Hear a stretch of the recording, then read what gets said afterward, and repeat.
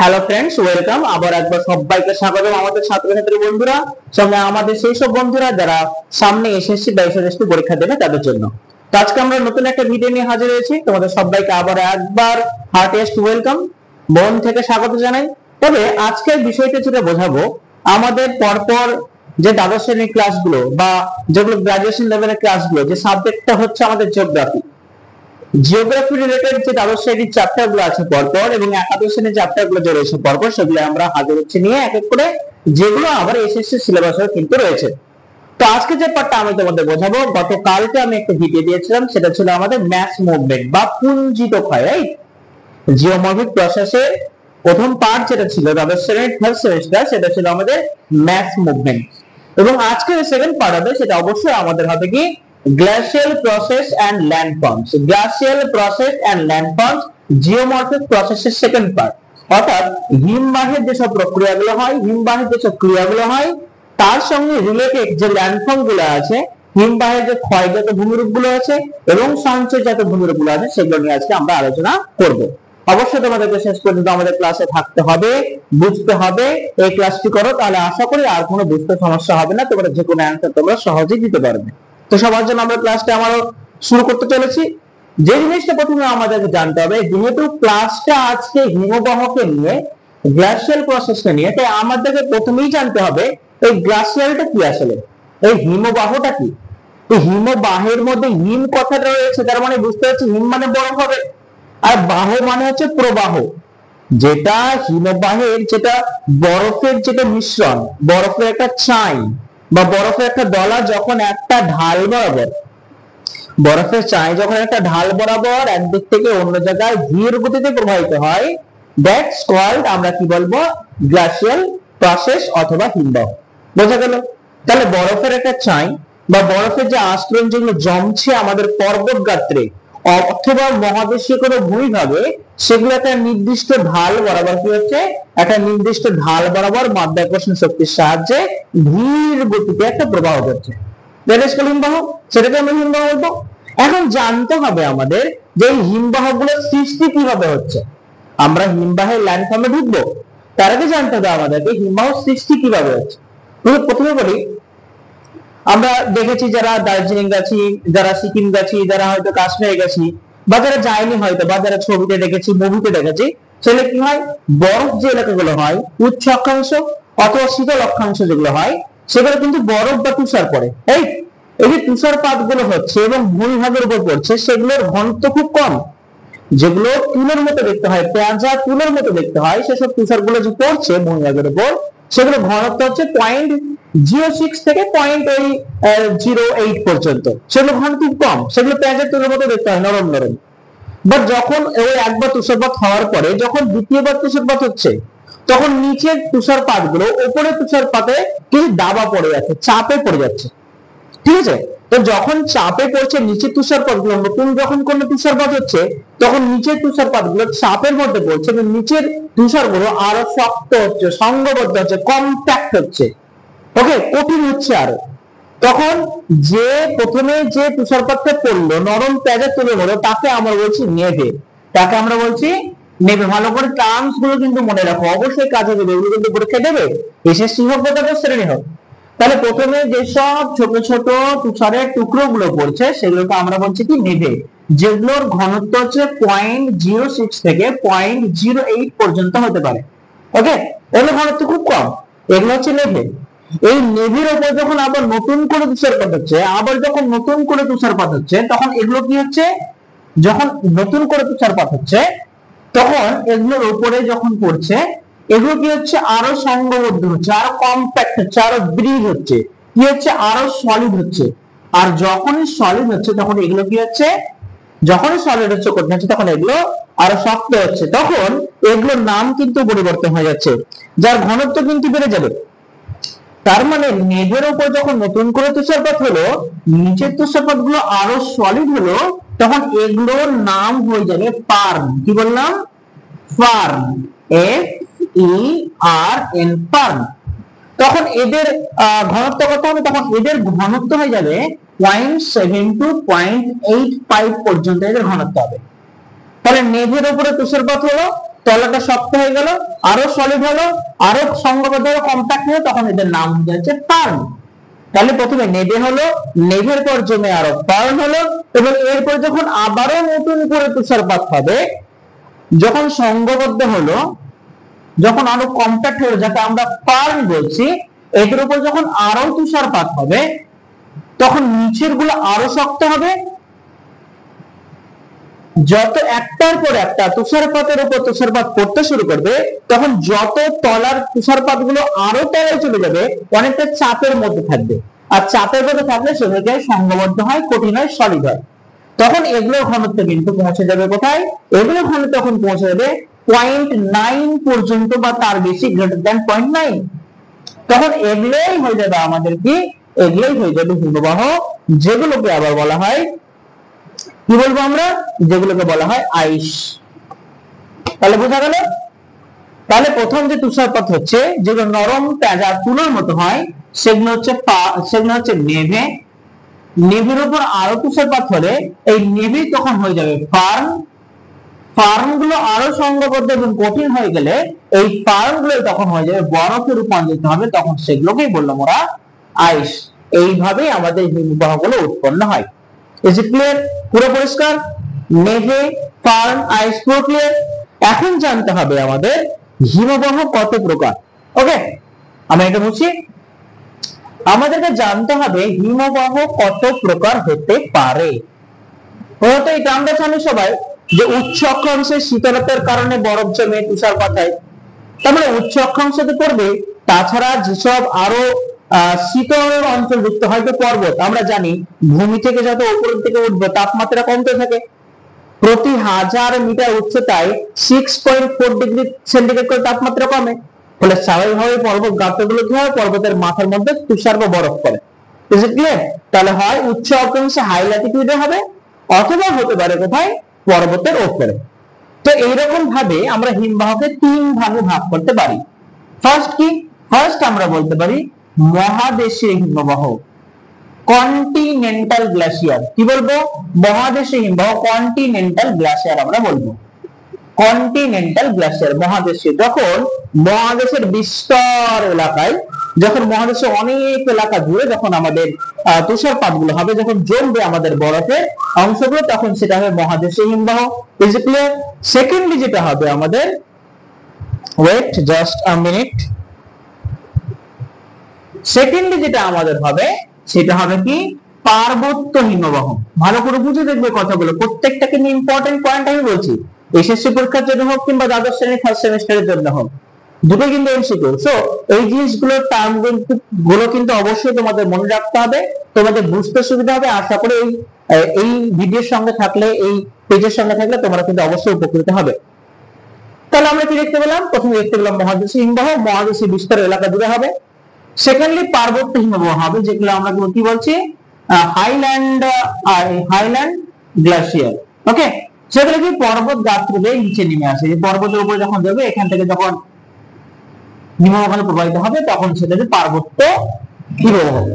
Thirdly যেটা হবে, এবার মহাদেশীয় হিমবাহ দেখে নিলাম, পার্বত্য হিমবাহ দেখে নিলাম। এই পার্বত্য হিমবাহ একসময় নিচে নামতে নামতে নামতে নামতে নামতে পর্বতের পাদদেশেও কিন্তু জমা হবে, তাই এগুলোকে বলছে পাদদেশীয় হিমবাহ। কি বলছে এগুলোকে? এগুলোকে বলা হচ্ছে পাদদেশীয় হিমবাহ। পর্বতের একদম পাদদেশ পর্যন্ত জমা হবে, সেগুলো হচ্ছে পাদদেশীয় হিমবাহ। এবার মাথায় রাখো আরেকটা জিনিস, তোমাদের গ্রেট ইনফরমেশন দিচ্ছি, যে ইনফরমেশনটা অবশ্যই কাজে লাগবে। মহাদেশীয় হিমবাহের মধ্যে দীর্ঘতম মহাদেশীয় হিমবাহ হচ্ছে আন্টার্কটিকার ল্যামবার্গ। কি বললাম? তোমরা নিশ্চয়ই পড়ে থাকবে। মহাদেশীয় হিমবাহের মধ্যে দীর্ঘতম হিমবাহ হচ্ছে আন্টার্কটিকার ল্যামবার্গ। সঙ্গে সঙ্গে পার্বত্য যে হিমবাহ হয়, সেগুলো কি? পার্বত্য হিমবাহের মধ্যে সবচেয়ে দীর্ঘতম হিমবাহ হচ্ছে আলাস্কার হুভার্ড। মাথায় রাখো, কি বললাম? হুভার্ড। তাহলে মহাদেশীয় হিমবাহের মধ্যে সবচেয়ে দীর্ঘতম হিমবাহ হচ্ছে আন্টার্কটিকার ল্যামবার্গ। পার্বত্য হিমবাহের মধ্যে সর্বদীর্ঘতম হচ্ছে আলাস্কার হুভার্ড, এবং পাদদেশীয় হিমবাহের মধ্যে সবচেয়ে দীর্ঘতম হিমবাহ হচ্ছে ওই আলাস্কারই ম্যালাস্পিনা। সেটাকে কি বলছে? ম্যালাস্পিনা। মাথায় রাখো কি বলা হয়, ম্যালাস্পিনা। মাথায় রাখো সবগুলো টার্ম, খুব ইম্পর্টেন্ট, পরীক্ষা থাকে কিন্তু। তাহলে মহাদেশীয় হিমবাহের মধ্যে সবচেয়ে দীর্ঘতম হিমবাহ হচ্ছে আন্টার্কটিকা ল্যাম্বার্ট। পার্বত্য হিমবাহের সবচেয়ে দীর্ঘতম পার্বত্য হিমবাহ হচ্ছে আলাস্কার হুবার্ড। এবং পাদদেশীয় হিমবাহের মধ্যে দীর্ঘতম পাদদেশীয় হিমবাহ হচ্ছে আলাস্কার ম্যালাস্পিনা। আমরা কিন্তু হিমবাহ কাকে বলে, হিমবাহ কিভাবে সৃষ্টি হয়, হিমবাহের ভাগগুলো আমরা কিন্তু দেখে নিলাম। এখন আমাদেরকে জানতে হবে একটা জিনিস, নতুন একটা টার্ম, হিমরেখা আসলে কি। আমরা তো পড়েছি হিমরেখা, শুনেছি হিমরেখা আসলে কি। এই যে আমাদের পর্বত ধরো, এটা সাপোজ একটা পর্বত, এর উপর যখন হিমবাহ গুলো জমছে এবং একটু একটু একটু করে পর্বতের ঢাল বেয়ে নিচে নেমে আসছে, উপরে গুলো শক্ত কম্প্যাক্ট, উপরের হিমবাহ গুলো যেগুলো জমে আছে, তুষার নেভে আইস হয়ে যেগুলো জমে আছে, সেগুলো কম্প্যাক্ট সংঘবদ্ধ। তলায় কি হচ্ছে, একটা নির্দিষ্ট রেখা, এর গভীরতা কত, এই গভীরতা হেরফের কিন্তু হতে পারে, এর ডিপনেসটা কিন্তু হেরফের হতে পারে, জানা নেই, কম্প্যাক্ট। তাহলে এর নিচে একটা এমন একটা লাইন পাবো যেখানে এই চাপের কারণে হিমবাহ গুলো গলে জল হবে। এই জায়গাতে আমাদের কিন্তু হিমবাহ গুলো কি হবে, জল হবে। ভালো করে বুঝো। তাহলে একটা হিমবাহ যখন প্রবাহিত হচ্ছে, হিমবাহের যে থিকনেসটা সেটা কতটা, সেটা সবসময় একই রকম থাকে না। যাই হোক, সেটা একটা নির্দিষ্ট গভীরতা পর্যন্ত চাপের কারণে নিচের হিমবাহ গুলো গলে জল হয়ে যায়, রাইট। তখন ওই জলের কারণে এই জায়গাটা পিচ্ছিল হয়। ভালো করে বুঝে দেখবা, জলের কারণে এই জায়গাটা পিচ্ছিল হয়। হিমবাহ গুলো যখন পড়তে শুরু করে, প্রবাহ শুরু হয়, তখন এই প্রবাহ গুলোকে আরো সহজ করে দেয়। গলে যখন জল হচ্ছে, তখন এর প্রবাহ গুলোকে সহজ করে দেয়। ক্লিয়ার?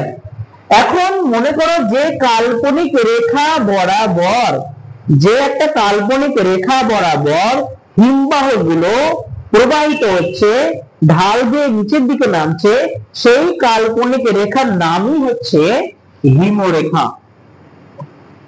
Is it clear? সবাই কমেন্টে জানাও বুঝতে পারছো কিনা। বোঝা গেল? যখন হিমবাহ গুলো প্রবাহিত হচ্ছে একটা নির্দিষ্ট ঢাল বরাবর, ঠিক একটা কাল্পনিক জায়গা মতো ওই চাপে এখানকার নিচের অংশটা গলে জল হচ্ছে, তখন এই জায়গাটা পিচ্ছিল হচ্ছে। পিচ্ছিল হওয়ার কারণে হিমবাহের প্রবাহ কিন্তু সহজ হয়ে যাচ্ছে।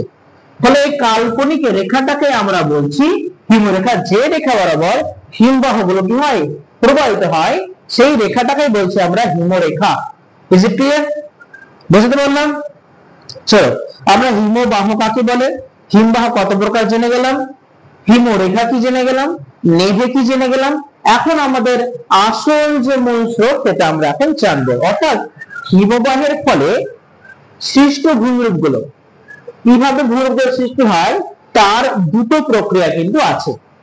ফার্স্ট প্রসেসটাকে বলা হচ্ছে অবঘর্ষ। মাথায় রাখো, ল্যান্ডফর্মে ঢোকার আগে এই টার্ম গুলো কিন্তু আমাদের অবশ্যই সবাইকে জানতে হবে। অবঘর্ষ ইংরেজিতে বলা হচ্ছে অ্যাব্রেশন। কি বলা হচ্ছে? অ্যাব্রেশন। অবঘর্ষটা কি? যখন হিমবাহ পর্বতের গা বেয়ে যখন হিমবাহ গুলো নেমে যাচ্ছে, তখন পর্বতের নিচে, হিমবাহের নিচে ছোট ছোট নুড়ি কাপড় কিন্তু জমে থাকে। যখন হিমবাহ গুলো প্রবাহিত হয়, তখন নুড়ি কাপড় এই পর্বত গাত্রগুলোকে ঘষতে ঘষতে ঘষতে ঘষতে গিয়ে চলে। তখন এগুলো উঁচু নিচু বিভাগ থাকতে পারে, তো পর্বতের গা গুলো উঁচু নিচু থাকতে পারে, তো সেগুলো মসৃণ করে কেটে এগিয়ে যায়। ঠিক আছে, পর্বত গাত্রগুলো মসৃণ করে দেয়। তখনই সেই প্রক্রিয়া হচ্ছে অবঘর্ষ প্রক্রিয়া। এই অবঘর্ষ প্রক্রিয়ার জন্য আমাদের কিন্তু ল্যান্ডফর্ম গুলো তৈরি হতে পারে। সেকেন্ডলি যেটা প্রক্রিয়ায় কাজ করে, সেটা হচ্ছে আমাদের উৎপাটন। কি বলে? উৎপাটন, যাকে ইংরেজিতে বলা হয় প্লাকিং। ইংরেজিতে কি বলা হয়?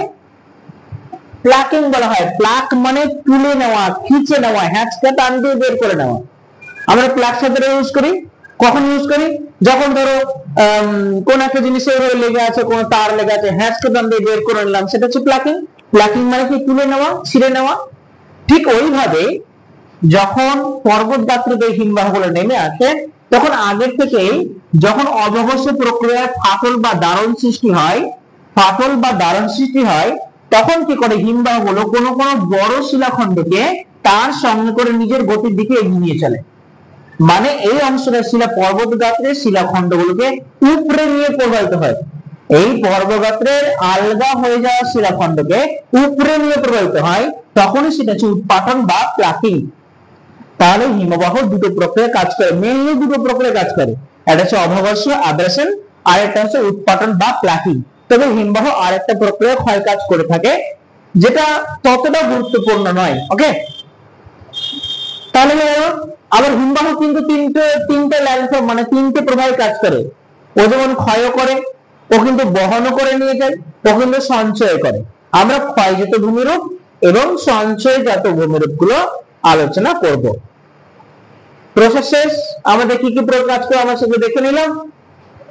এখন আমরা দেখবো ল্যান্ডফর্ম গুলো। প্রথমে যেটা দেখবো সেটা হচ্ছে গ্লাসিয়াল প্রসেসের ইরোশনাল ল্যান্ডফর্ম যেগুলো হয়, অর্থাৎ ক্ষয়জাত ভূমিরূপ।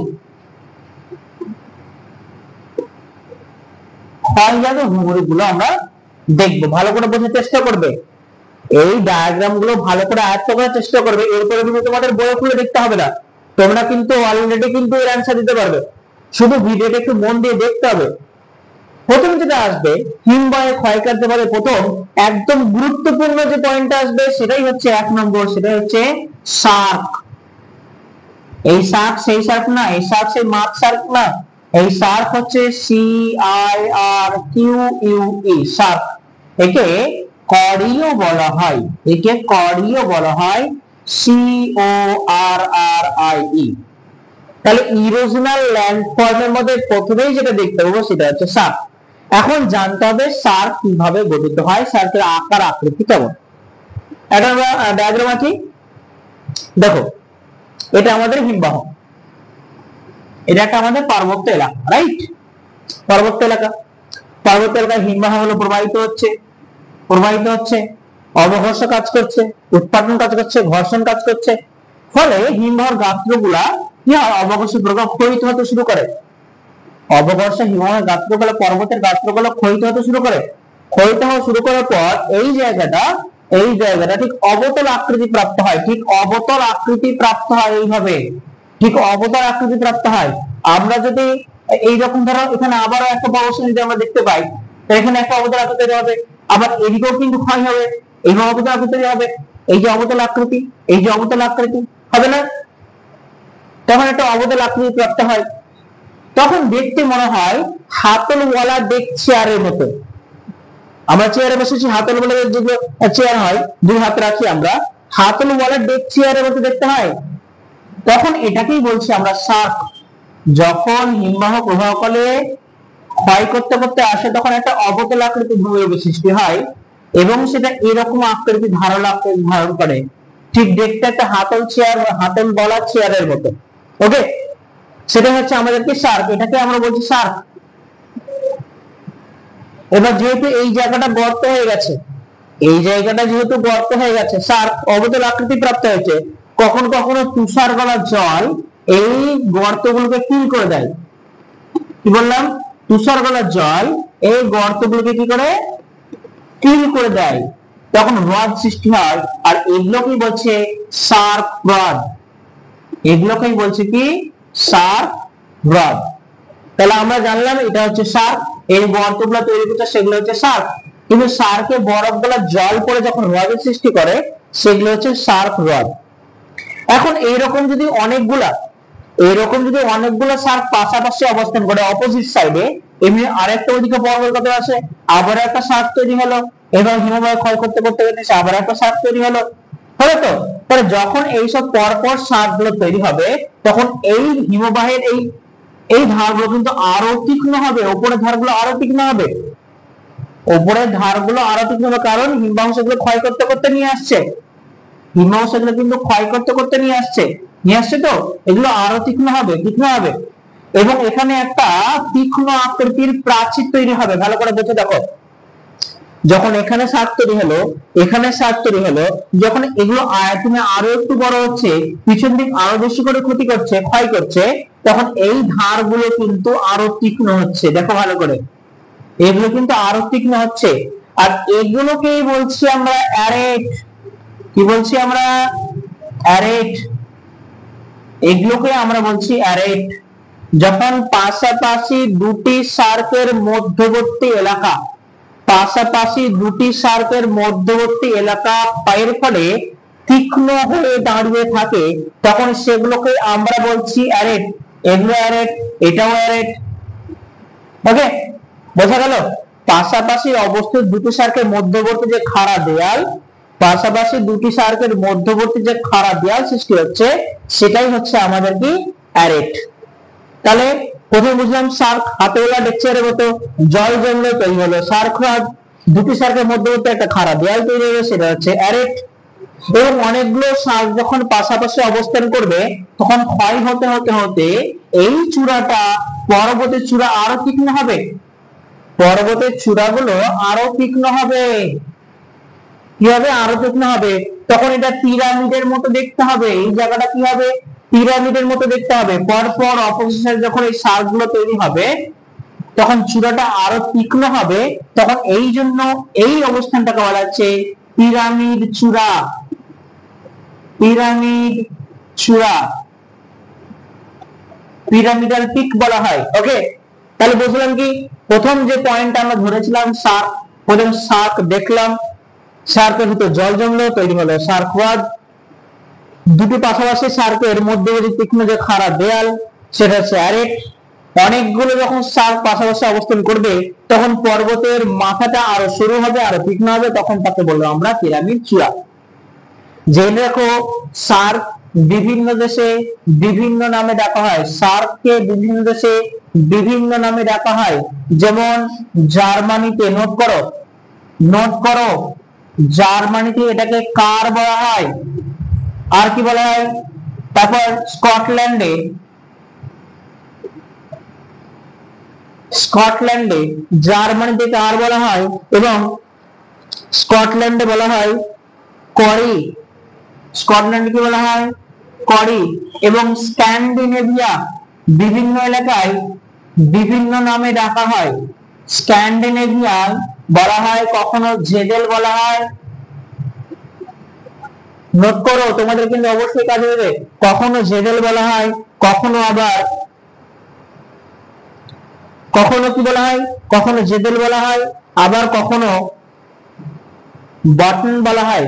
জেডেল বলা হয়, কখনো বটন বলা হয়। তাহলে সারকে বিভিন্ন দেশে বিভিন্ন নামে ডাকা হয়। জার্মানিতে কার বলে, স্কটল্যান্ডে করি বলে, স্ক্যান্ডিনেভিয়ায় জেডেল বা বটন বলে। ওকে, সার্কের বানান হচ্ছে C I R Q U E, করির বানান হচ্ছে C O R R I E. তাহলে ইরোশনাল ল্যান্ডফর্মের মধ্যে প্রথম ভূমিরূপ আমরা দেখে ফেললাম সার্ক। Is it clear? বোঝা গেছে? চলো আমরা দ্বিতীয় ল্যান্ডফর্ম নিয়ে আমরা আলোচনা করব। সেকেন্ডলি যেটা আসবে সেটা হচ্ছে ইউ আকৃতির উপত্যকা। কি বললাম? ইউ আকৃতির উপত্যকা। ইউ আকৃতির উপত্যকা আমরা দেখতে পাবো। ভালো করে বুঝবো পয়েন্টটা। ইউ আকৃতির উপত্যকা আমরা দেখতে পাবো। ইউ শেপ,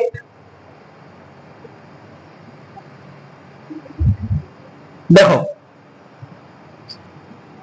এই যে পর্বত এলাকা, হিমবাহ যখন প্রবাহিত হচ্ছে কোনো ঢাল বরাবর, প্রবাহিত হচ্ছে প্রবাহিত হচ্ছে প্রবাহিত হচ্ছে, প্রবাহিত হওয়ার সময় কি ক্ষয় করতে করতে করতে এগিয়ে আসছে, আসছে তো। এবার কি হচ্ছে, এই যে এলাকাগুলো, এই এলাকাগুলো কিন্তু বড় বড় করে ক্ষয় করছে, ক্ষয় করছে, যেটা আমরা সার্কের ক্ষেত্রেও কিন্তু দেখতে পেলাম। ক্ষয় করছে, এগুলো কি হচ্ছে? উত্তল আকারে ধারণ করছে, এগুলো উত্তল আকারে ধারণ করছে, এগুলো উত্তল আকারে ধারণ করছে, হলো। এবার কি হয়, যদি একটা অংশকে আমরা প্রস্থচ্ছেদ করি, একটা অংশ যদি এইভাবে, কিন্তু অনেকগুলো পাহাড় থাকে তো, পাহাড় তো একটা না, অনেকগুলো পাহাড় আছে, অনেকগুলো ভাবে এইভাবে কেটে কেটে বেরিয়ে আসছে, অনেকগুলো উত্তাল ভূমিরূপ সৃষ্টি হচ্ছে। তো এইরকম পাহাড়ের নিচের অংশটা, মানে যেহেতু হিমবাহ একটা ঢাল বরাবর এগিয়ে আসছে, এগিয়ে এসে ক্ষয় করতে করতে আসছে, নিচের গুলো আরো ক্ষয় করছে, নিম্ন ক্ষয়, যেহেতু প্রধান হিমবাহের নিচের দিকে চাপ বেশি থাকে, ফলে ক্ষয় করতে করতে যখন আসছে, তখন অবতল প্রাকৃতিক সৃষ্টি হচ্ছে, অবতল আকৃতির একটা ভূমিরূপ সৃষ্টি হচ্ছে। সৃষ্টি হতে হতে এই জায়গাটা আমরা যদি কেটে নিই, একটা প্রস্থচ্ছেদ যদি কেটে নিই, তাহলে আমরা ঠিক এইরকম ভূমিরূপ দেখতে পাবো, এইরকম ঠিক দেখতে পাবো, এরকম একটা ভূমিরূপ আমরা দেখতে পাবো, এরকম একটা ভূমিরূপ দেখতে পাবো, যেটা ইউ শেপড মনে হবে, এখান থেকে কিন্তু হিমবাহ গুলো প্রবাহিত হয়ে নিচের দিকে আসবে, রাইট? এখান থেকে আরো উপহিমবাহ গুলো আসবে, কিন্তু দেখতে হবে ইউ শেপ। আমরা যদি একটা অংশ কেটে নিয়ে যাই না, তখন আমরা দেখবো ইউ আকৃতির উপত্যকা সৃষ্টি হয়েছে। আকৃতি একটা অংশ যদি আমরা মধ্যখান থেকে কেটে নিই, তাহলে ইউ শেপ মনে হবে, সেটাই হবে আমাদের ইউ আকৃতির উপত্যকা। যেহেতু হিমবাহের নিচের দিকে চাপটা বেশি থাকছে, মাধ্যাকর্ষণ শক্তি বেশি কাজ করছে, নিচের দিকে ক্ষয়টা বেশি হচ্ছে, ফলে অবতল আকৃতির একটা ভূমিরূপ সৃষ্টি হচ্ছে। ফলে আমার দেখে মনে হচ্ছে এটা ইউ আকৃতির মনে হচ্ছে তাই। তবে নদী যেমন করে ক্ষয় করে, সেই নদীর যেহেতু জলের শক্তিটা অনেক বেশি থাকে, তাই নদী যখন নিম্নক্ষয় শুরু করে না, তখন ভি শেপ আকৃতি তৈরি হয়, তাই তো? নদী যখন নিম্নক্ষয় বেশি করে তখন ভি শেপ হয়, কিন্তু নদীর আকারের সঙ্গে হিমবাহ আকৃতির কোনো মিল নেই। হিমবাহ কি করে, কোনো কালে যদি নদী থেকেই ছিল, নদীর কারণে যখন ভি আকৃতির শেপ তৈরি হয়েছিল, কি করে হিমবাহ কোনো কালে হয়তো নদী কাজ করতে পারে, পরবর্তীকালে হিমবাহ সেগুলো কি হয়, হিমবাহ করে গিয়ে এই জায়গাগুলোকে ক্ষয় করে আরো মসৃণ করে দেয়, যে এই ভিটাই হয়ে যায় যখন ইউ, আরো ক্ষয়টাকে মসৃণ করে দেয়, তখন ভিটাই হয়ে যায় ইউ। কিন্তু নদীর ভি আকৃতির উপত্যকার সঙ্গে হিমবাহের ইউ আকৃতির উপত্যকার কোনো মিল পাওয়া আসলে যায় না। তাহলে আমাদের দুটো ল্যান্ডফর্ম হয়ে গেল, প্রথমটা হলো সাপ, দ্বিতীয়টা হলো ইউ আকৃতির ভূমি উপত্যকা। এবার আমরা 3 নম্বর ল্যান্ডফর্মে আসবো, সেটা হচ্ছে আমাদের কর্তিত স্পার। ভালো করে মাথায় রাখবা, কর্তিত স্পার। কি বললাম? কর্তিত স্পার। এই কর্তিত স্পারটা আসলে কি? হিমবাহ যখন প্রবাহিত হতে শুরু করে, হিমবাহ যখন প্রবাহিত শুরু করে কিনা, হিমবাহ যখন প্রবাহিত হতে শুরু করে, এটা পাহাড়, এটা পাহাড়,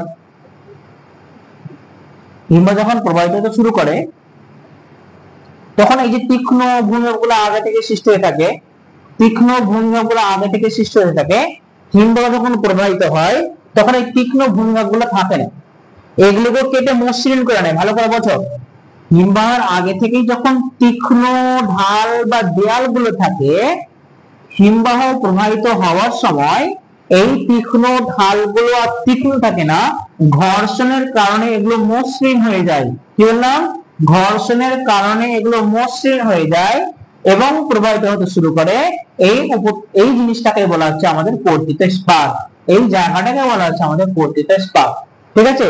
তাহলে বললাম কি, হিমবাহ পার্বত্য উপত্যকার মধ্য দিয়ে প্রবাহিত হওয়ার সময় উপত্যকার দুপাশের সম্মুখভাগ তীক্ষ্ণ অংশগুলো কেটে মসৃণ করে নেয়, দুপাশের তীক্ষ্ণ সম্মুখ ভাগগুলো কেটে মসৃণ করে নেয়, তখনই তৈরি হয় আমাদের কর্তিত স্পার।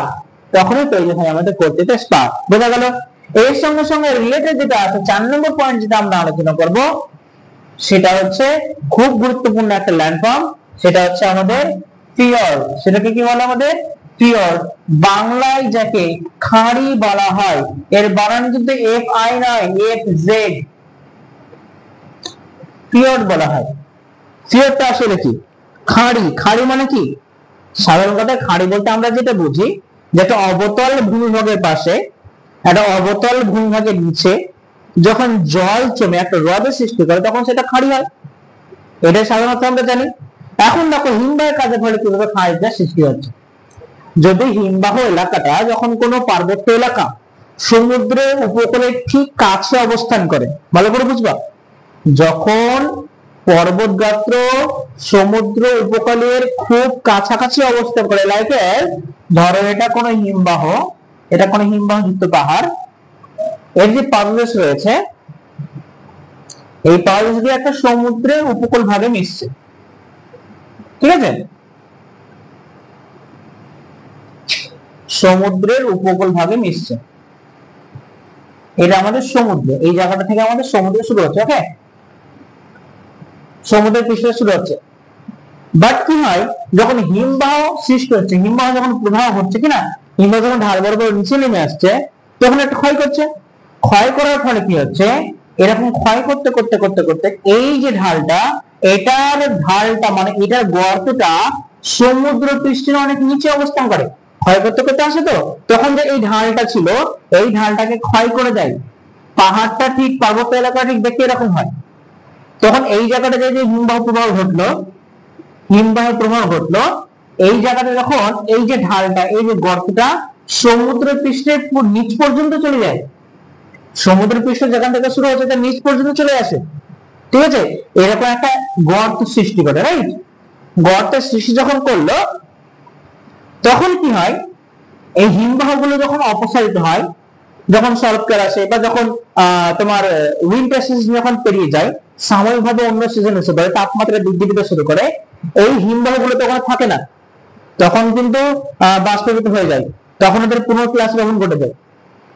আরে এখানে যখন থাকলো না কিছু হিমবাহ, যখন কিছু থাকছে না, যখন রেট্রিট করছে, যখন হিমবাহগুলোর পশ্চাৎ অপসারণ হচ্ছে, রেট্রিট করছে, তখন সমুদ্রের জল এই জায়গাটাকে সমান করার জন্য এই জায়গার সমুদ্রের জল প্রবেশ করে দেয়। ভালো করে বুঝো, মানে পর্বত গাত্র বেয়ে যখন হিমবাহগুলো নিচে নেমে আসছে, তখন নিম্নক্ষয় করতে করতে এই জায়গাটা এমন একটা গর্তের সৃষ্টি করে, এমন একটা বিশাল একটা গর্তের সৃষ্টি করে, যেখানকার গর্তের সমুদ্র পৃষ্ঠে একদম নিচ পর্যন্ত চলে যায়। গভীরতা কিন্তু অনেক হয়, 20 মিটার হতে পারে, 50 মিটার হতে পারে, 100 মিটার হতে পারে। সেই জায়গায় কি হয়, এই জায়গায় সমুদ্র জল এসে ভরাট করে, তখন এই জায়গাটাকেই বলা হয় আমাদের ফিয়র্ড। এটাকে আমরা বলছি ফিয়র্ড। বোঝা গেল? তাহলে ফিয়র্ড বলতে কি বুঝলাম, উপকূলবর্তী অঞ্চলে হিমবাহ তার উপত্যকা কি করে সমুদ্রপৃষ্ঠ অপেক্ষা বেশি গভীর পর্যন্ত পর্তিত করে নেয়, সমুদ্রের জলগুলো এসে এখানে ভরাট করে ফেলে, দ্যাট ইজ কল্ড ফিয়র্ড। এবার আমরা চলে যাবো নেক্সট হিমশ্রী, পরবর্তী ভূমিরূপ আমাদের চলে আসবে হিমশ্রী।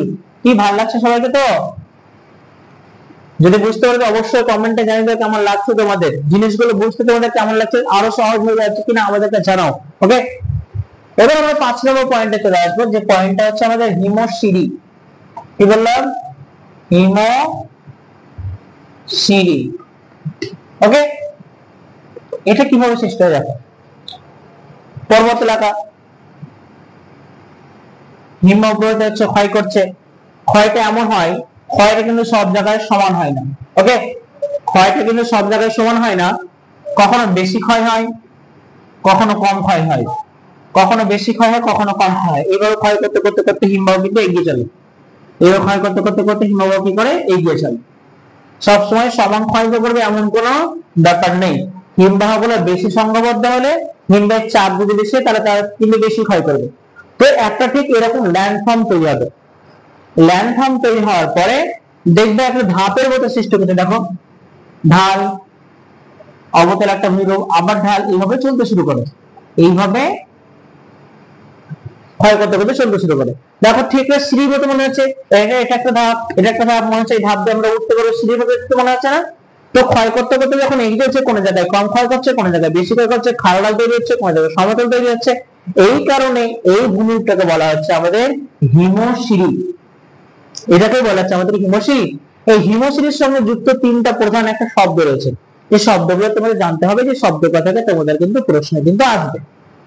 এখন শব্দগুলো কি দেখো, যেভাবে হিমশিরি ঘটছে, কোথাও বেশি ক্ষয় করছে, কোথাও কম ক্ষয় করছে, ভালো করে বুঝে দেখবা। আমি যদি এই পোর্শনটাকে দেখি, এখান থেকে এইটুকু পোর্শনটাকে দেখি, এখান থেকে এইটুকু পোর্শন দেখি, এখান থেকে এইটুকু পোর্শন দেখি, বাকিটা ধরো মুছে দিলাম, এরকম একটা অংশের আমরা প্রস্থচ্ছেদ নিলাম, নিলাম তো, তাহলে কি হয়, এই জায়গাটা চেরা করে দেখবা, এই ঢালটা খাড়া, এই ঢালটা আবার একটু অবতল, আবার এই জায়গাটা খাড়া। তাহলে হিমশিরির 3টা অংশ, যেটা খাড়া হয়ে নিচের দিকে নেমে আছে, অতিরিক্ত খাড়া, সেটাকে বলা হচ্ছে রাইজার, সেটাকে বলা হচ্ছে রাইজার, কারণ নিচের দিক থেকে উত্থিত হচ্ছে, রাইজার বলা হয়। ওকে, এই রাইজারের পেছন দিকে যে ভূমিভাগটা, এই রাইজারের পেছন দিকে যে ভূমিভাগটা তীরা আকারে উঁচু হয়ে দাঁড়িয়ে থাকে কিনা, যেটা খাড়া ঢাল, সেটাকে বলছেন রাইজার। এই রাইজারের পেছনে যেহেতু এখানে কম ক্ষয় করতে পেরেছে, উঁচু হয়ে আছে একটি অংশ, এই জায়গাটাকে যেহেতু মসৃণ করে সামনের দিকে, হিমবাহ সামনের দিকে এগিয়ে যাচ্ছে, তখন এই রাইজারের পেছন দিকে এটাকে বলছে রিগল। কি বলা হয়? রিগল বলা হয়। তাহলে খাড়া ঢাল হচ্ছে আমাদের রাইজার, রাইজারের পেছনে দেখো উঁচু ঢিবির মতো দাঁড়িয়ে আছে, এটা হচ্ছে রিগল। আর ঠিক রিগেলের পেছন দিকে দেখো একটা সমতল ভূভাগ সৃষ্টি করেছে, এটাকে বলছি আমরা ট্রেড। তাহলে একটা হিমশিরির 3টা অংশ বর্তমান। আমরা দেখতে পাচ্ছি হিমবাহ সবসময় সব দিকে সমানভাবে ক্ষয় করছে না, কোথাও একটু বেশি ক্ষয় করছে, কোথাও কম ক্ষয় করছে, ফলে ধাপে ধাপে ধাপে ধাপে ভূমি ঢুকে নেমে যাচ্ছে, পুরো মনে হচ্ছে সিঁড়ির মতো দেখতে হচ্ছে। তো এটাকে হিমশিরি বলে। এবার হিমশিরির মধ্যে যে জায়গাটা অতিরিক্ত খাড়া সেটাকে বলছি রাইজার। রাইজারের পেছনে যে ভূমিভাগটা একটু উঁচু হয়ে থাকছে সেটা হচ্ছে রিগল, এবং রিগলের পেছনে যে অংশটা সমতল, প্রায় সমতল অংশ, সেটাকে আমরা বলবো থ্রেড।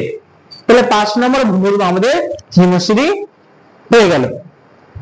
এবার আমাদের গুরুত্বপূর্ণ আরেকটি ভূমিরূপ থাকবে, যেটা সবাই হয়তো নাম শুনেছো, একটু ক্লিয়ার করে দিই। সেটা হচ্ছে আমাদের কি রস মাউন্টেন।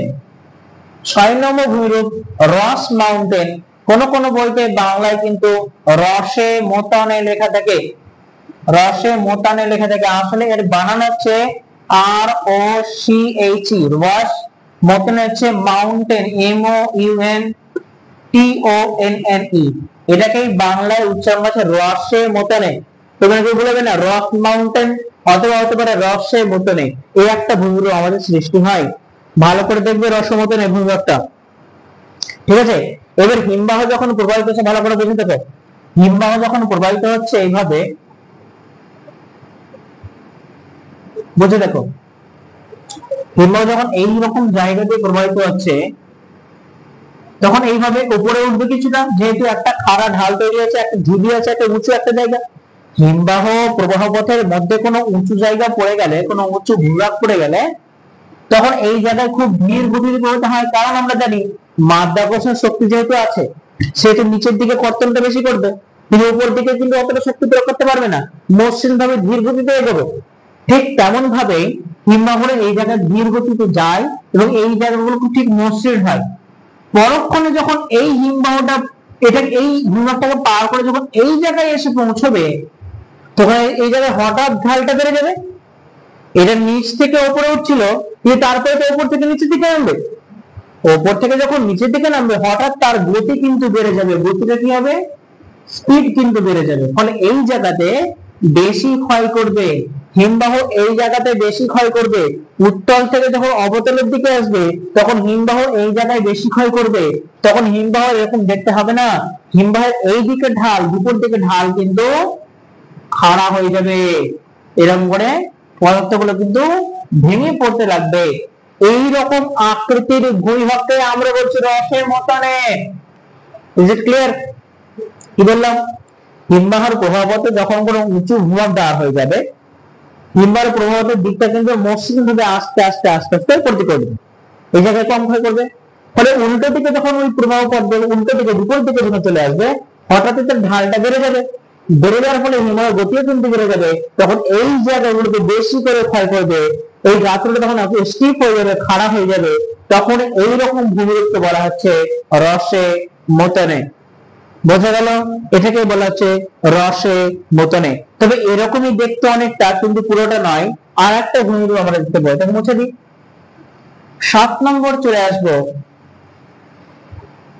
7 নম্বর ভূমিরূপে চলে আসবো, যেটাকে আমরা বলবো crag and tail. Crag and tail সেটা কি? ঠিক একই রকম ভাবে যখন এইভাবে ভূমিভাগটা থাকবে, এর ভূমিভাগটা যদি ধরো প্রথমে কঠিন শিলা, তারপর নরম শিলা স্তর থাকে, হিমবাহের প্রবাহ পথে যখন একটা উঁচু ভূভাগ থাকবে এবং হিমবাহের প্রবাহতে যখন এই জায়গাটা কঠিন শিলা হবে, এই জায়গাটা কঠিন শিলা হবে, আমরা জানি কঠিন শিলা কম ক্ষয় হয়, এই জায়গায় কঠিন শিলা থাকবে,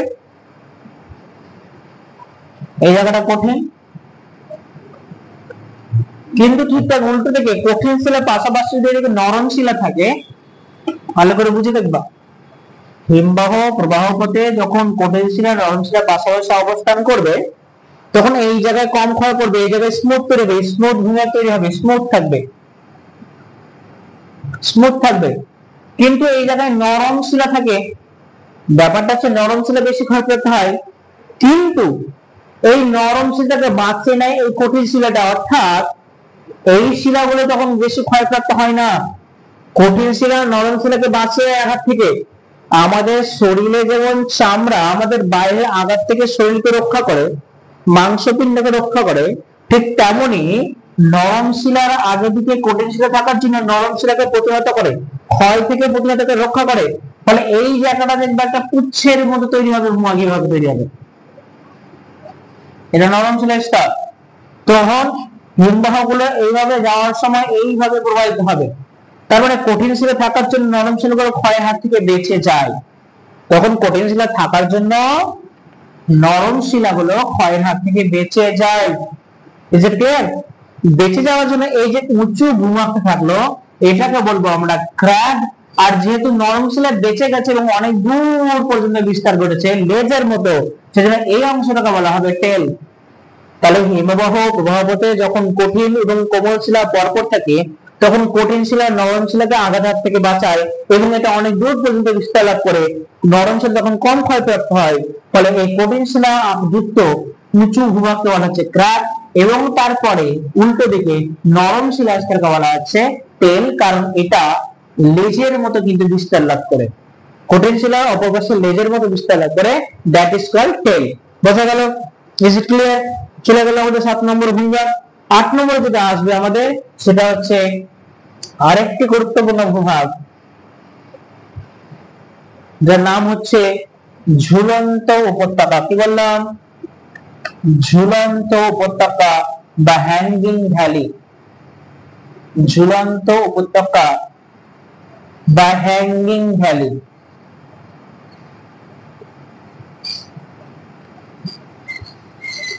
ঝুলন্ত উপত্যকা বা হ্যাঙ্গিং ভ্যালি কেমন দেখতে হবে এটা?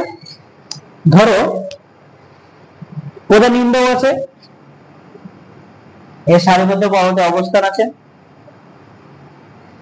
এভাবে কর্তন করতে করতে গেছে, এটা হচ্ছে প্রধান হিমবাহ, এইভাবে প্রবাহিত হয়ে আসছে।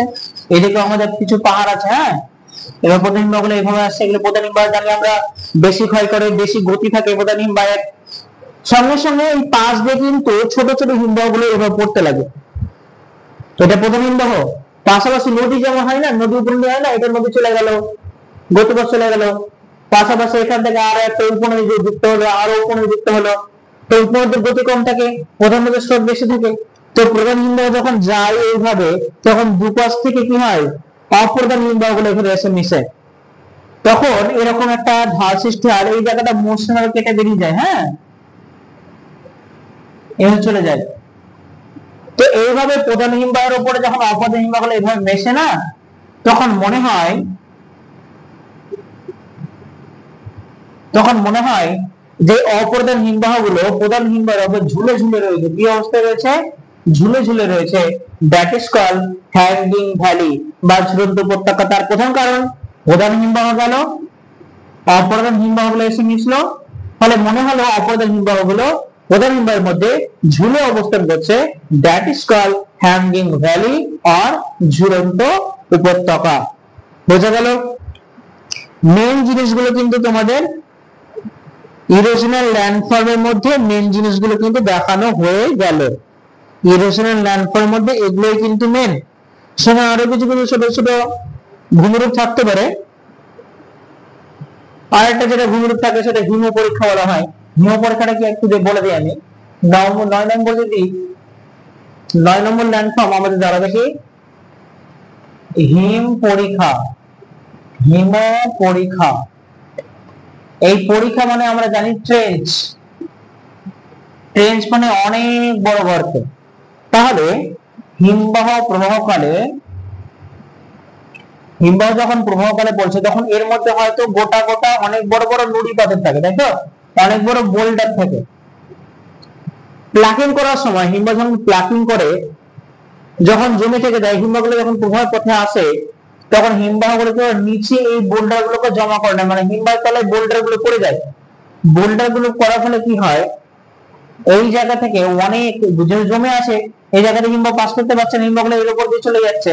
ফলে এই জায়গাটা অনেক বড় গর্তের সৃষ্টি হয়, ট্রেঞ্চ, খাতের মতো সৃষ্টি হয়। ওকে, এই খাতটাকে বলা হচ্ছে হিম পরীক্ষা। বোঝা গেল? মানে এই খাত সৃষ্টি একটা কারণ, পরীক্ষা সৃষ্টি একটা কারণ, যেখানে অনেকগুলো অনেক বড় সাইজের বোল্ডার গুলো তলায় আটকে যায়। আটকে যাওয়ার ফলে তার একটা চাপ থাকে, হিমবাহের চাপ থেকে, চাপের ফলে নিচ প্রান্ত ক্ষতিগ্রস্ত হয় এবং বিরাট একটা গর্তের সৃষ্টি করে, যাকে বলা হচ্ছে হিম পরীক্ষা। তাহলে আমাদের ইরোশনাল ল্যান্ডফর্ম গুলো, ইরোশনাল ল্যান্ডফর্ম গুলো মোটামুটি ক্লিয়ার, ইরোশনাল ল্যান্ডফর্ম মোটামুটি ক্লিয়ার। এখন আমরা দেখব গ্লাসিয়ারের প্রসেসের সঞ্চয়জাত ভূমিরূপ গুলো কি কি, সঞ্চয়জাত ভূমিরূপ গুলো কি কি আমরা দেখব এখন। ডিপোজিশনাল ল্যান্ডফর্ম, কি বলবো? Depositional landform. হিমবাহ শুধু ক্ষয় করে না, সঞ্চয় করে। আমরা দেখব এবার ডিপোজিশনাল ল্যান্ডফর্ম আসলে কোনগুলো। যারা 1 নম্বরে পাবো আমরা কি? গ্রাব রেখা। যারা 1 নম্বরে পাবো আমরা গ্রাব রেখা, ইংরেজিতে বলা হয় মোরেন। ওকে, ইংরেজিতে কি বলা হয়? মোরেন বলা হয়। এইভাবে পর্বতগাছা তো অনেক হয় আসলে। এইভাবে একটা ধরো যে হিমবাহ জলাশয় দিক থেকে আসছে, হিমবাহ এইভাবে হিমবাহ আসছে, এইভাবে ঘুরে যাচ্ছে একসঙ্গে।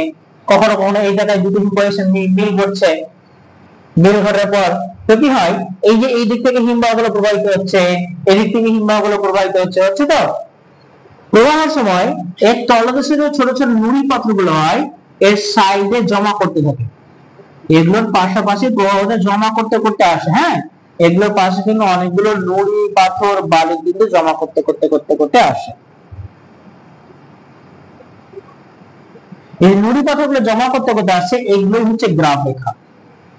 হিমবাহ প্রবাহ হতে যখন ছোট ছোট নুড়ি পাথরগুলো, নুড়ি পাথর বা শিলাখণ্ডগুলো হিমবাহের দুপাশে জমা করছে, হিমবাহের দুপাশে জমা করছে, তখন এই জমে যাওয়া পদার্থগুলো জমে কি সৃষ্টি হচ্ছে? গ্রাব রেখা।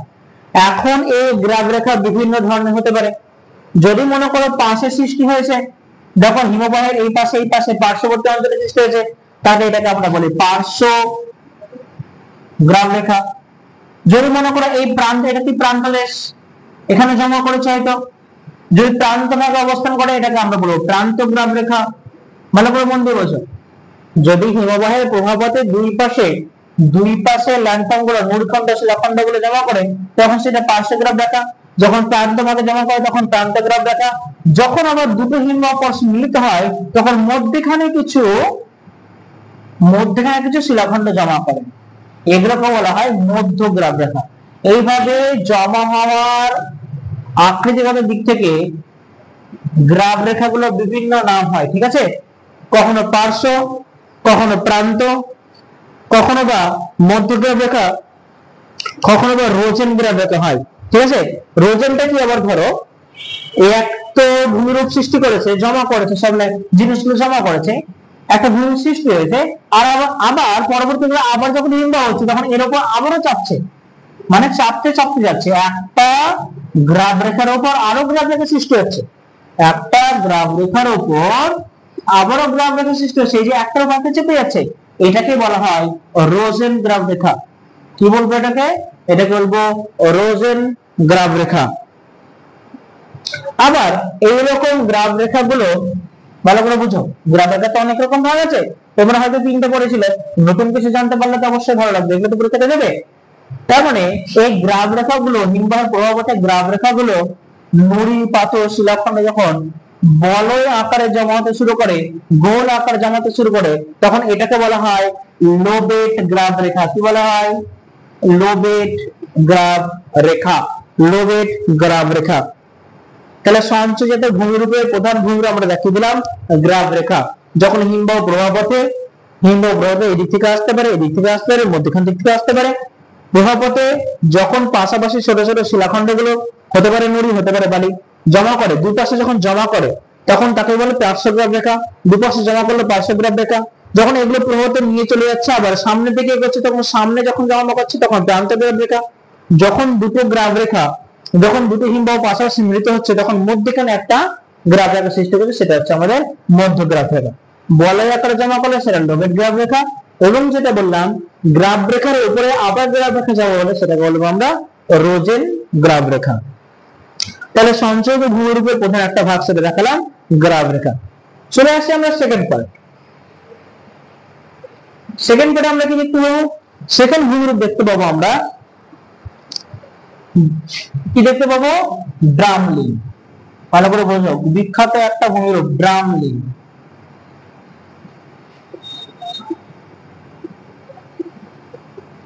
ড্রামলিন, এই ড্রামলিনটা আসলে কি? যখন প্রবাহ পথে ঠিক করছে, যখন হিমবাহগুলো প্রবাহ চলছে, প্রবাহ পথে আস্তে আস্তে আস্তে এগোচ্ছে, তখন ভূমিভাগে একদম প্রান্ত এসে পাদদেশে তখন ঢিবির আকারে জিনিসপত্রগুলো জমা করতে শুরু করে। কি করে? ঢিবির আকারে জিনিসপত্রগুলো জমা করতে শুরু করে। ঠিক আছে? এই যে ঢিবির আকারে জমা করলো, সেটা কেমন দেখতে মনে হচ্ছে? উল্টানো নৌকার মতো বা চামচের মতো। চামচ দেখেছো তোমরা? চামচ দেখেছো? রোজিতে চামচ দিয়ে কি না কি খেতে গেছে, যে চামচ, এই চামচের যে উল্টো দিকটা ঠিক এইরকম শেপ, এই শেপটাই আসলে এই শেপটা, এই শেপটাই আসলে এই শেপটা।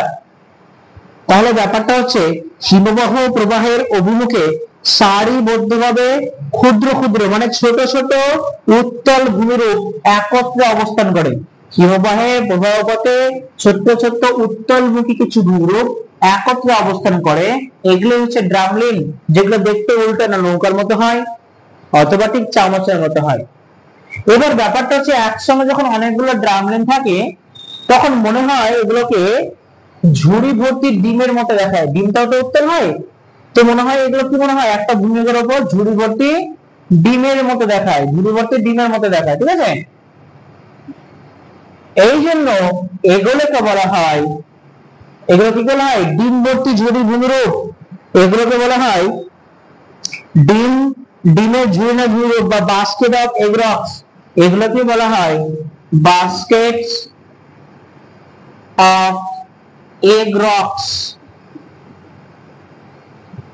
যেহেতু ভূমিরূপ গুলো ডিমের মতো দেখতে হয়ে যায়, মনে হচ্ছে ঝুড়িতে অনেকগুলো ডিম রাখা আছে, সেই জন্য এগুলোকে বলা হয় ডিম ভর্তি ঝুড়ি, ডিম ভর্তি ঝুড়ির মতো ভূমিরূপ বা বাস্কেটস অফ এগ রক্স।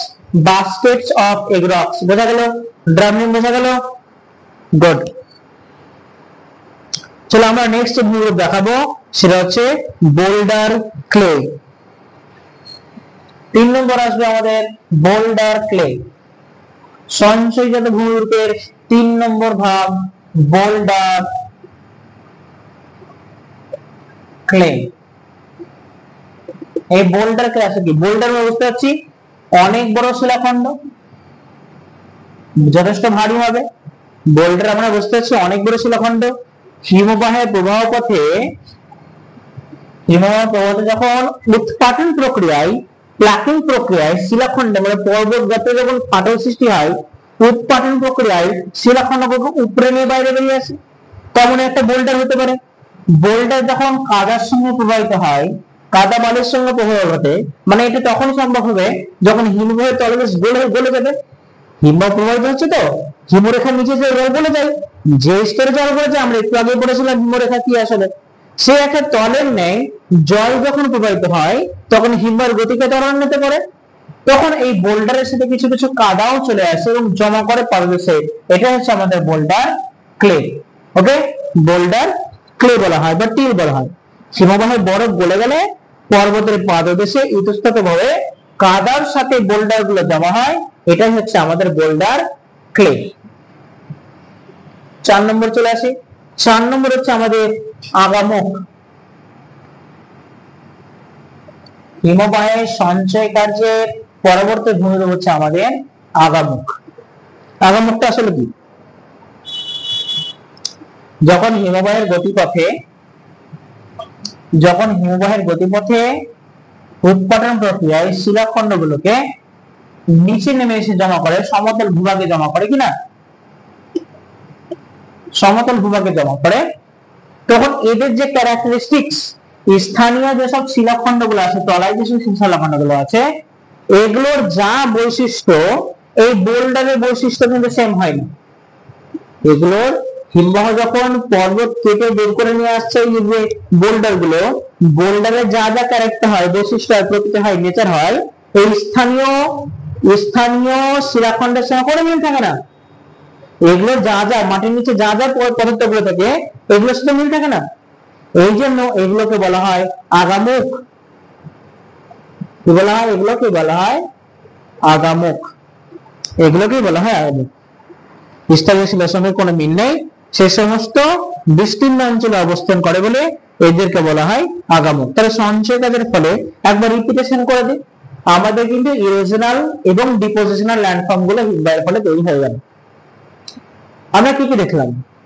প্রথমে যখন ক্ষয়কাজ শুরু করেছিল আমরা দেখলাম সার্ক দেখলাম আমরা পড়তে স্পার দেখলাম আমরা ফিয়র্ড দেখলাম রসে মতন দেখলাম ক্র্যাকটেল দেখলাম তো অনেকগুলো ক্ষয়কার্য বৈশিষ্ট্য ভূমিরূপ দেখলাম, হিম পরীক্ষা দেখলাম, ইউরোপ আকৃতি উপত্যকা দেখলাম, ঝুলন্ত উপত্যকা দেখলাম। এবং ডিপোজিশন যখন এলাম, সঞ্চয় কাজের যে ভূমিরূপগুলো তৈরি হয় তার মধ্যে প্রথম কি পেলাম? প্রথম পেলাম গ্রাব রেখা, পেলাম ড্রামলিং, আর কি পেলাম বোল্ডার কেলে, আগামক। এই প্রধান ভূমিরূপ গুলো কিন্তু হিমবাহের আমি কিন্তু পুরো ভিডিওতে শুরু থেকে নিয়ে বলে দিয়েছি। আশা করি এই মুহূর্ত পর্যন্ত কারো কোনো বুঝতে আর বাকি নেই। ওকে, যদি বুঝে থাকো অবশ্যই আমাদের কমেন্ট বক্সে কমেন্ট করে জানিয়ে দাও। এইভাবে আমরা প্রত্যেক দিন তোমাদের জন্য, সবার জন্য, যেমন ক্লাস দ্বাদশ শ্রেণীর জন্য নিয়ে আসছি, এইভাবে আমাদের এসএসসির যে রিলেটেড টপিক গুলো আছে সেগুলো কিন্তু আমাদের জিওগ্রাফি সিলেবাসে যেগুলো আছে সেগুলো কিন্তু আমরা একসঙ্গে বুঝিয়ে দিচ্ছি। অর্থাৎ এই ভিডিওটি সবার জন্য গুরুত্বপূর্ণ, দ্বাদশ শ্রেণীর যেমন গুরুত্বপূর্ণ, এসএসসি এসএসসি যারা প্রিপারেশন নিচ্ছে তাদের জন্য কিন্তু গুরুত্বপূর্ণ। এইভাবে কিন্তু প্রশ্ন হতে পারে। এই চ্যাপ্টারের আর একটা প্রসেস আছে, সেটা হচ্ছে ভৌমজলের কার্য, গ্রাউন্ড ওয়াটার বা কাস্ট ভূমিরূপ। সেটা আমরা একবার পরবর্তী ভিডিওতে আশা করছি আগামীকাল বা পরশু মধ্যে আমরা নিয়ে আসবো। সেটা যখন শেষ হয়ে যায় আমরা এই চ্যাপ্টার থেকে কিছু এমসিকিউ প্রশ্ন আমরা ভালো কিছু এমসিকিউ প্রশ্ন আমরা লাইভে নিয়ে আসবো। ওকে, তো আজকে এইটুকুই। আশা করি তোমাদের ভালো লেগেছে। অবশ্যই আমাদের চ্যানেল বলতে না, পেজটাকে লাইক করে দাও, সবার মধ্যে ছড়িয়ে দাও, শেয়ার করে দাও, সবাই জানতে পারো, সমস্যা নেই, ভালো লাগবে আশা করি। আজকে এখানে রাখলাম, টাটা, গুড বাই।